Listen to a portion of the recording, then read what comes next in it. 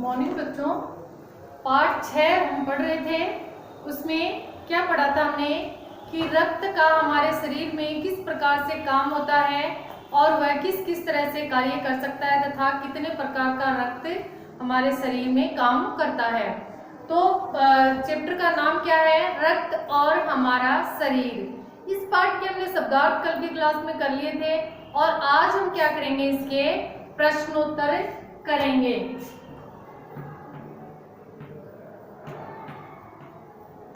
Part 6 के प्रश्नोत्तर देखो।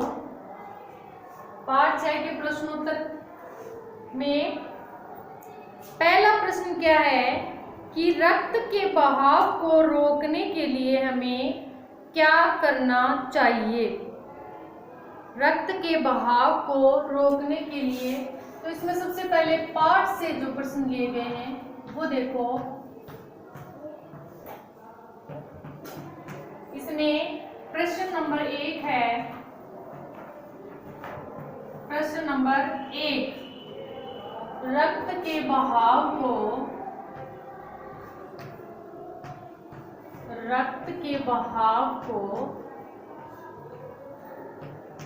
रोकने के लिए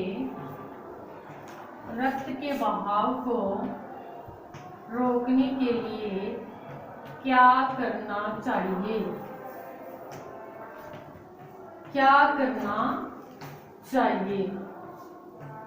रक्त के बहाव को रोकने के लिए क्या करना चाहिए। ये है अपना प्रश्न नंबर 1 और इसका उत्तर क्या होगा कि रक्त के बहाव को रोकने के लिए हमें चोट वाले स्थान पर एक साफ कपड़ा कसकर बांध देना चाहिए। दबाव पड़ने से रक्त का बहाव क्या हो जाता है? रुक जाता है या कम हो जाता है। तो इसका उत्तर देखो,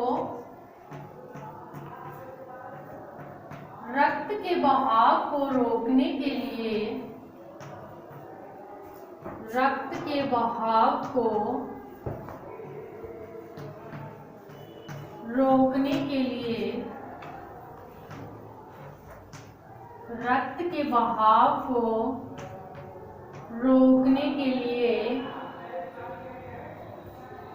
चोट वाले स्थान पर एक साफ कपड़ा कसकर बांध देना चाहिए।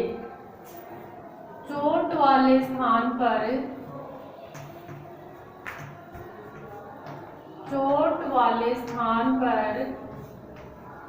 एक साफ कपड़ा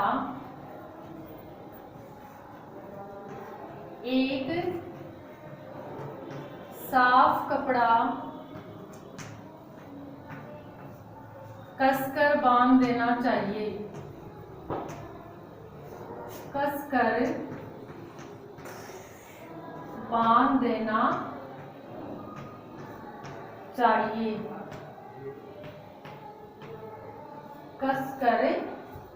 देना चाहिए। दबाव पड़ने से रक्त का बहना बंद या कम हो जाता है। दबाव पड़ने से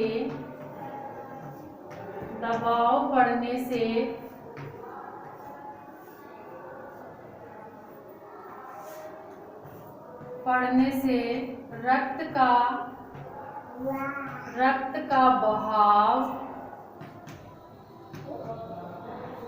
बंद या कम हो जाता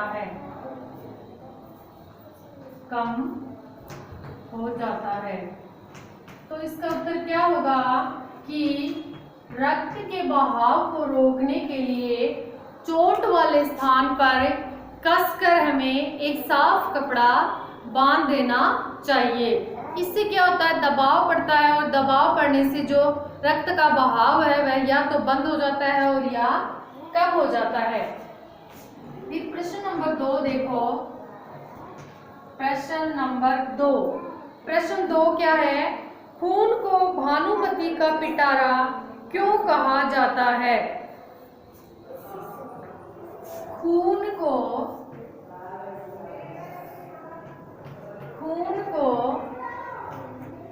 भानुमति का पिटारा भानुमति का पिटारा। खून को भानुमति का पिटारा क्यों कहा जाता है? पिटारा क्यों कहा जाता है?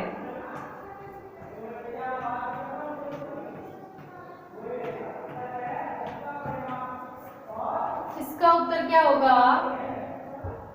उत्तर देखिए, भानुमति का पिटारा, भानुमति का पिटारा एक लोकोक्ति है। भानुमति का पिटारा क्या है? एक लोकोक्ति है।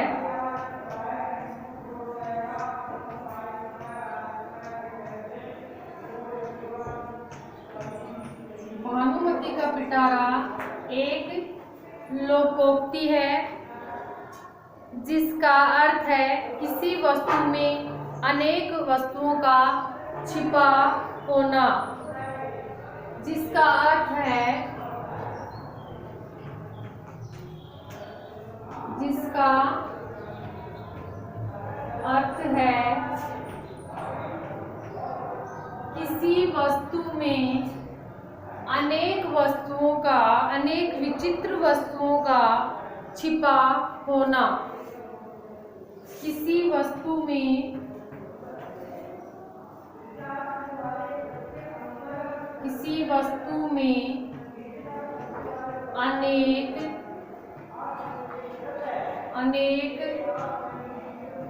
विचित्र वस्तुओं, अनेक विचित्र वस्तुओं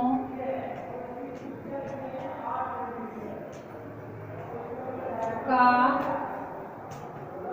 छिपा होना, छिपा होना।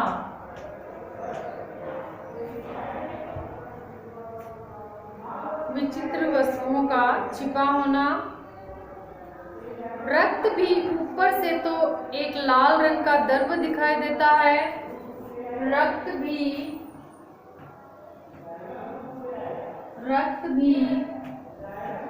ऊपर से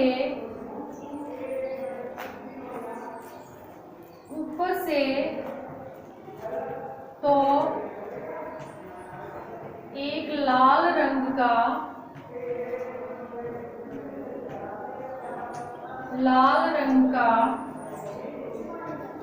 द्रव जैसा, लाल रंग का द्रव दिखाई देता है, लेकिन लाल रंग का द्रव दिखाई देता है,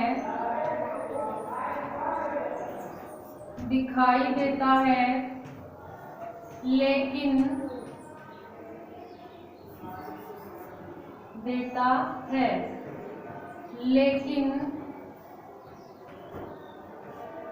सूक्ष्म दृष्टि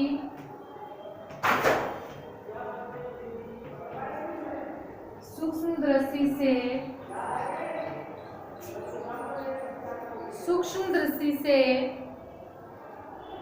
देखे जाने पर उसमें अनेक लाखों करोड़ों,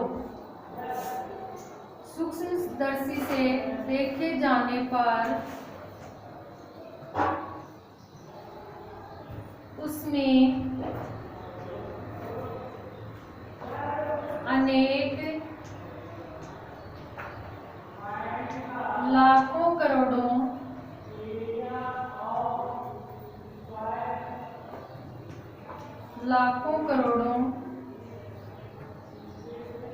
अनेक लाखों करोड़ों की संख्या में लाल कण, लाखों करोड़ों की संख्या में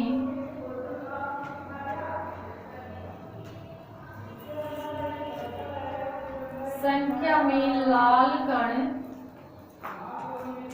लाखों करोड़ों की संख्या में लाल कण, सफेद कण तथा बिंबाणु दिखाई देते हैं। लाल कण, सफेद कण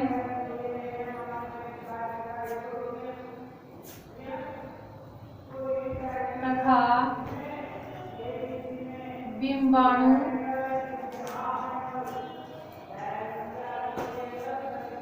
दिखाई देते हैं।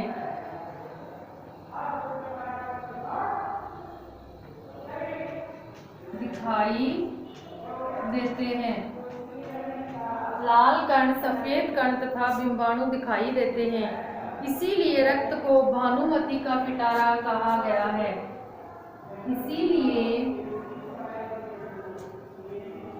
इसीलिए रक्त को भानुमति का पिटारा कहा गया है। भानुमति का पिटारा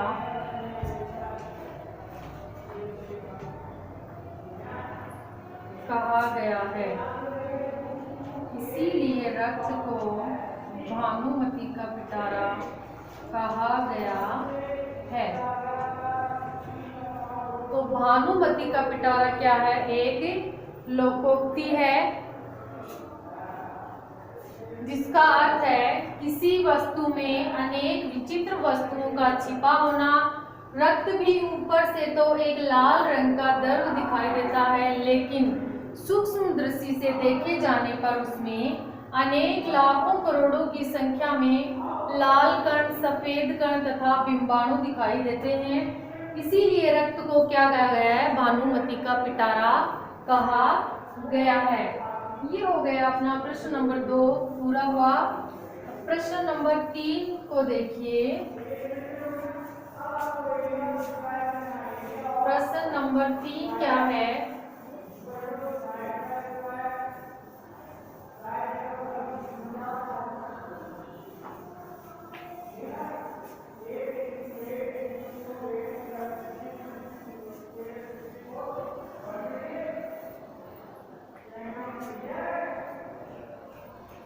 एनीमिया से बचने के लिए हमें क्या क्या खाना चाहिए? प्रश्न 3 है, एनीमिया से बचने के लिए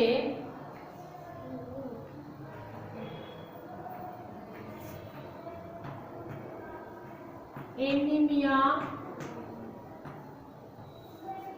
से बचने के लिए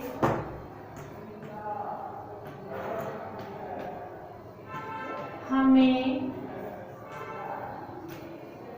क्या क्या खाना चाहिए? क्या क्या खाना चाहिए? ये है अपना प्रश्न नंबर 3 कि एनीमिया से बचने के लिए हमें क्या क्या खाना चाहिए, यानी हमें कैसा आहार लेना चाहिए। और इसका उत्तर होगा एनीमिया से बचने के लिए हमें संतुलित भोजन, एनीमिया से बचने के लिए एनीमिया से बचने के लिए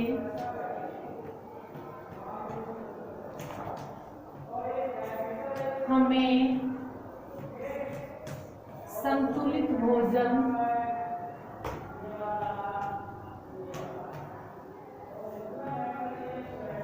एनीमिया से बचने के लिए हमें संतुलित भोजन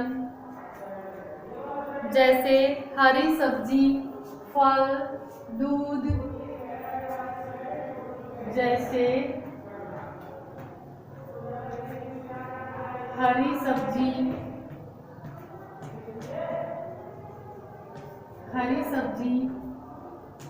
फल,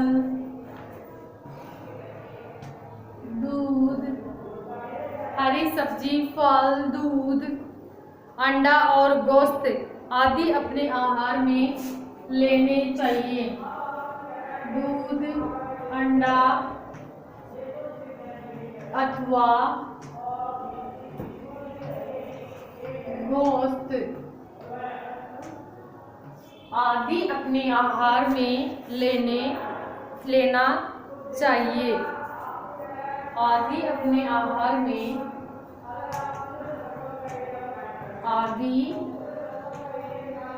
अपने आहार में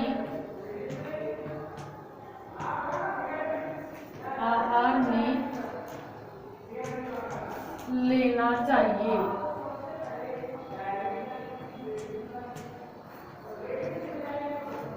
गोश्त, यहाँ पे गोश्त। तो एनीमिया से बचने के लिए हमें संतुलित भोजन जैसे हरी सब्जी, फल, दूध, अंडा अथवा गोश्त आदि अपने आहार में लेना चाहिए। फिर चौथा प्रश्न क्या है वो देखो कि पेट में कीड़े क्यों हो जाते हैं, इनसे कैसे बचा जा सकता है। प्रश्न नंबर 4 है, पेट में कीड़े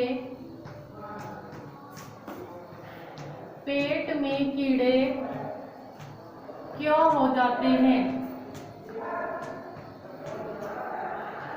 पेट में कीड़े क्यों हो जाते हैं, इनसे कैसे बचा जा सकता है। इनसे कैसे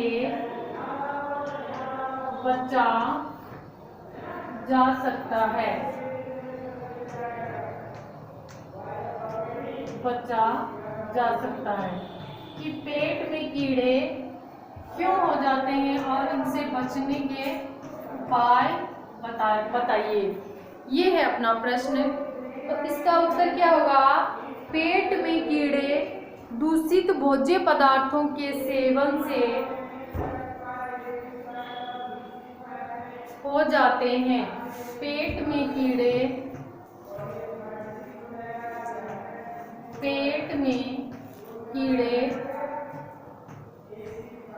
दूषित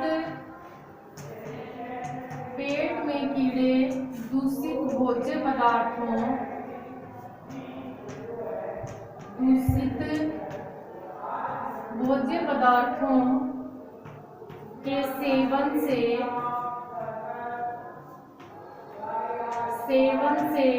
हो जाते हैं। दूषित भोज्य पदार्थों के सेवन से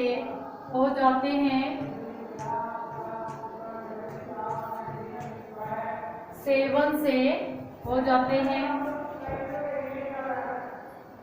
इनसे बचने के लिए हमें पूरी सफाई के साथ बनाए गए खाद्य पदार्थों को खाना चाहिए। इनसे बचने के लिए हमें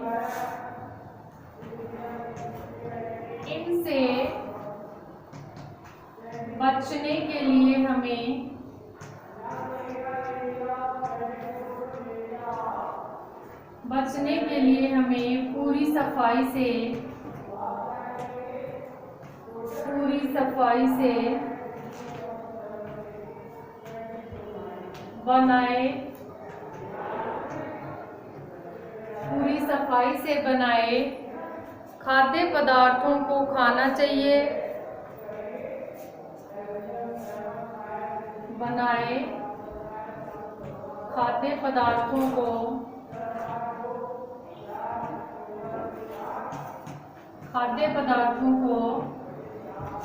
खाना चाहिए। भोजन से पहले हाथ अच्छी तरह धोने चाहिए। भोजन से पहले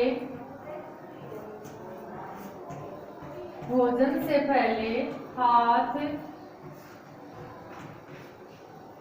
अच्छी तरह धोने चाहिए। भोजन से पहले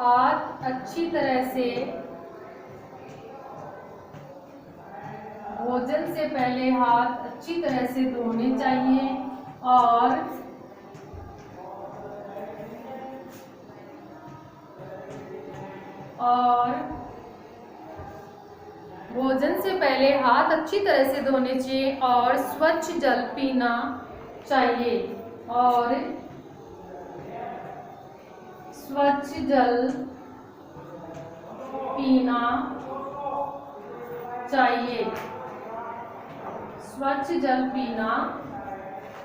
चाहिए। भोजन बनाने में भी पूरी साफ सफाई बरतनी चाहिए। भोजन बनाने में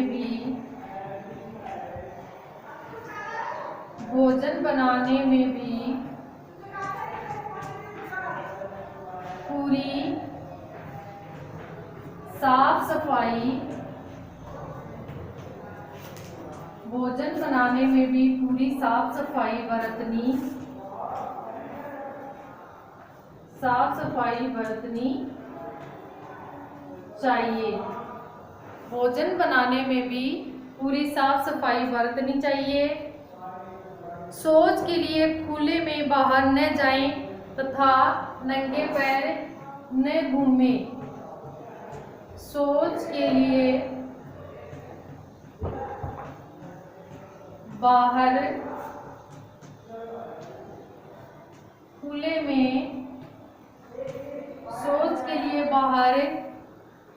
में न जाएं तथा नंगे पैर न घूमें।